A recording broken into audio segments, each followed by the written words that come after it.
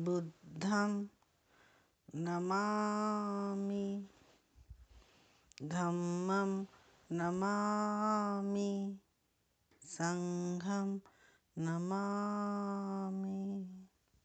साधु साधु साधु।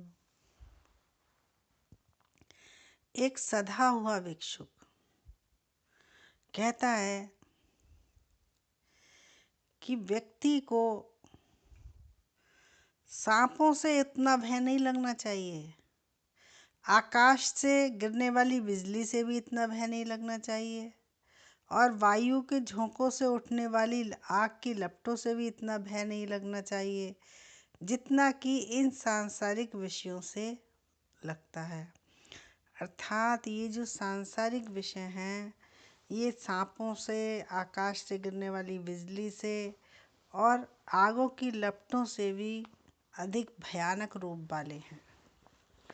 इन सांसारिक विषयों को त्यागना ही व्यक्ति के लिए बहुत ही कठिन लेकिन महत्वपूर्ण है। लेकिन यदि प्रयास किया जाए, सही प्रकार से पुरुषार्थ किया जाए, मेहनत की जाए, तो विजय प्राप्त की जा सकती है। तो बताया है कि सांसारिक जो विषय हैं ये कितने पीड़ा देने वाले हैं, कितनी हानि करने वाले हैं। तो हमें जो सांसारिक विषय हैं उन पर जीत हासिल करनी चाहिए। अब सांसारिक विषय क्या हैं? यही काम भोग, क्रोध, आसक्ति, राग, द्वेष, मोह, अहंकार, ये सांसारिक विषय हैं। तो कहा है कि अस्थिर आनंद तो हमारे सुख और संपत्ति के विनाशक है। अर्थात जो व्यक्ति क्षणिक आनंद के पीछे भागता है वो अपने सुख और संपत्ति को नष्ट कर लेता है।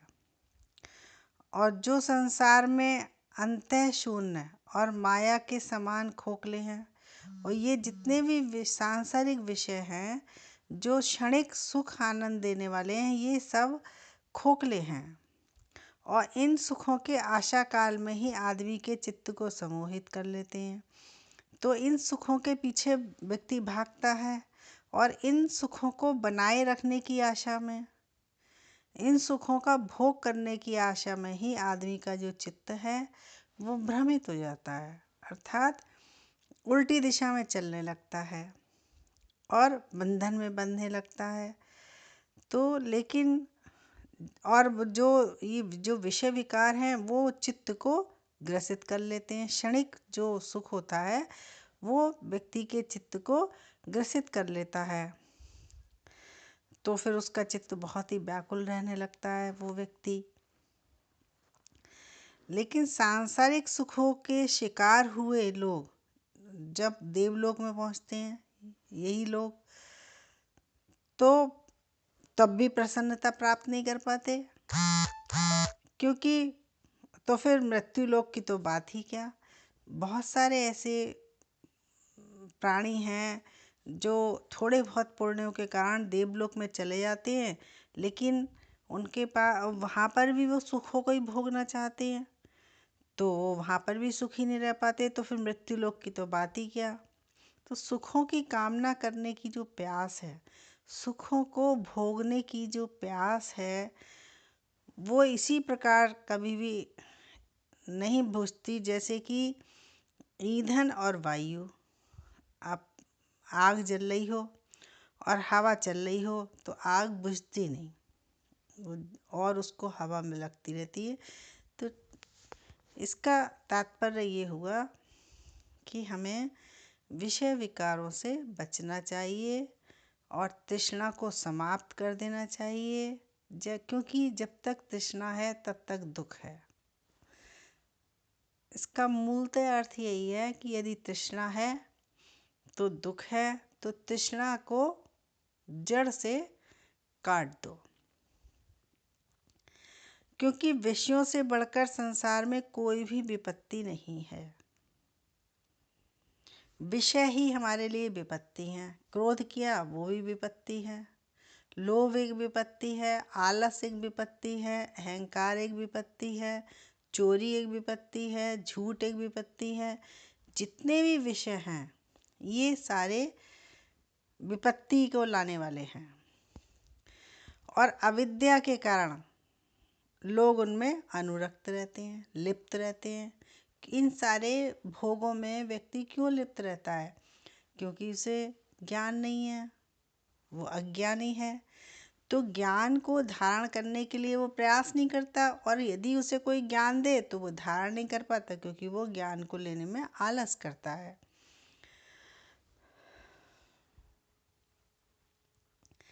लेकिन यदि जब व्यक्ति को सच्चाई पता चलती है तो वो भयभीत हो जाते हैं।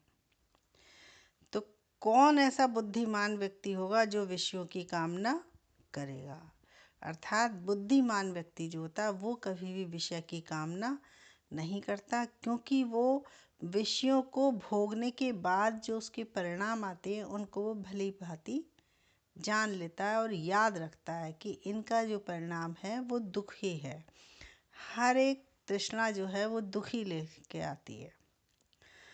तो समुद्र से घिरी सारी पृथ्वी को जीत लेने पर भी राजा लोग समुद्र के पार के दूसरे क्षेत्र को जीतने की कामना करते हैं। इसका अर्थ क्या हुआ कि जो राजा होता है वो ये अपने राज्य में तो रहता ही है और दूसरे के राज्यों पर भी अधिकार करना चाहता है, उन पर आक्रमण करता है और उन राज्यों को जीत लेता है।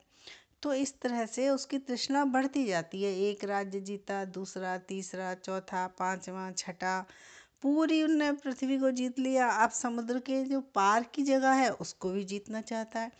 तो इसका अर्थ क्या हुआ कि जितना वो सांसारिक सुखों को भोगता है, प्राप्त करना चाहता है, उसकी तृष्णा उतनी ही और बढ़ती जाती है।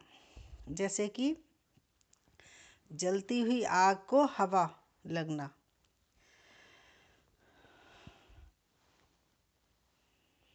जिस प्रकार की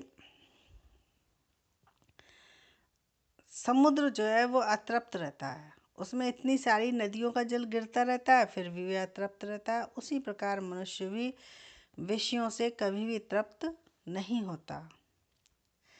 आकाश से स्वर्ण वर्षा हो जाने पर भी, सोने की वर्षा अगर आकाश से हो जाए और सारे महाद्वीपों को जीत लेने पर भी राजा मानधाता की तृष्णा बुझी नहीं और उसकी तृष्णा सांसारिक विषयों के प्रति उसकी तृष्णा बनी रही। भोगों में लिप्त और सांसारिक विषयों की प्राप्ति में जो लगा हुआ मनुष्य के दुखों की लगा हुए मनुष्य हैं, उनके दुखों की जानकारी हो जाने पर जो लोग संयत हैं, संयमी हैं, वे उन्हें चाहिए कि वो उन विषयों का त्याग कर दें। विषयों में लिप्त मनुष्य के लिए विषय संबंधी सफलता भी एक विपत्ति है।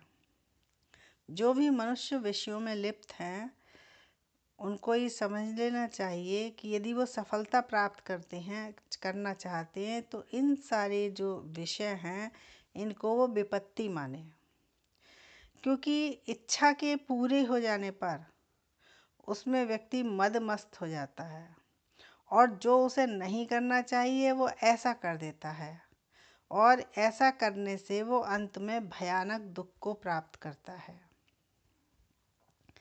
भगवान ने बताया कि ये जो काम विषय हैं, काम भोग हैं, इनका जो आनंद है वो जब बहुत परिश्रम से प्राप्त किया जाता है, लेकिन बाद में यही सारे विषय धोखा देकर जहाँ से आते हैं वहीं लौट कर चले जाते हैं। तो ये जो भोग विलास हैं ये बहुत थोड़ी देर के लिए उधार लेने जैसे हैं।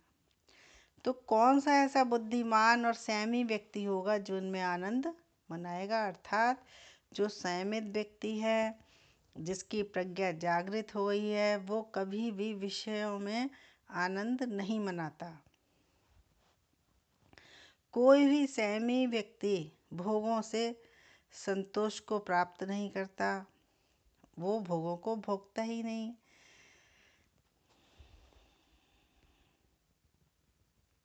और ये जो काम विषय हैं, ये काम विषय इंद्रियों की तरह नाशवान है और जो लिप्त होने के लिए वालों के लिए विपत्ति ही लाती। ये जो काम विषय हैं अर्थात ये मनुष्य को नष्ट कर देने वाले हैं। जो भी इन काम विषयों में लिप्त रहता है उनके लिए विपत्ति सदैव ही खड़ी रहती है। पानी प्यास बुझाने के लिए होता है, भोजन भूख मिटाने के लिए, घर हवा धूप व वर्षा से बचाने के लिए और कपड़े शीत से बचाने के लिए तथा नग्नता को ढकने के लिए होते हैं। अर्थात जो भी हमें कुदरत से प्रकृति से चीज़ें मिली हैं उपयोग के लिए मिली हैं, वो भोगों के लिए नहीं मिली हैं। जिस प्रकार से पानी किस लिए मिला है? प्यास बुझाने के लिए। भोजन हमें कितना खाना चाहिए? केवल भूख मिटाने के लिए। और घर हमारे लिए धूप और वर्षा से हवा से बचाने के लिए होता है। ठीक इसी प्रकार से कपड़े भी हमें सर्दी गर्मी से बचाने के लिए और नग्नता को ढकने के लिए होते हैं। तो हमें किसी भी अति में नहीं जाना चाहिए और उनका सदुपयोग करना चाहिए, दुरुपयोग नहीं करना चाहिए। इसी प्रकार से जो शैया होती है वो नींद को पूरी करने के लिए होती है। वाहन यात्रा की थकान को मिटाने के लिए है। और आसन जो है वो खड़े रहने की जो थकान होती है तो उस पर आसन पर बैठ के आदमी बहुत सुख को प्राप्त करता है, इसके लिए है।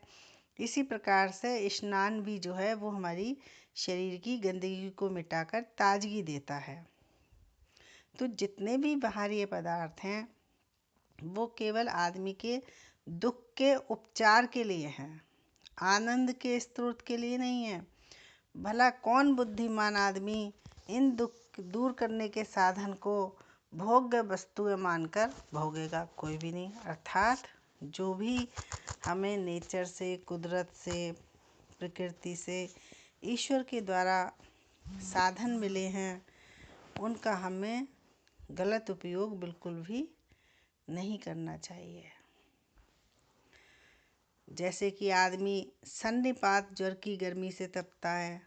सन्निपात अर्थात टाइफाइड हो गया और इस तरीके के जो बुखार हैं उनके जो बहुत 5 और 6 बुखार हो जाता है तो उस तपते हुए व्यक्ति पर ठंडे पानी की पट्टी रखी जाती है।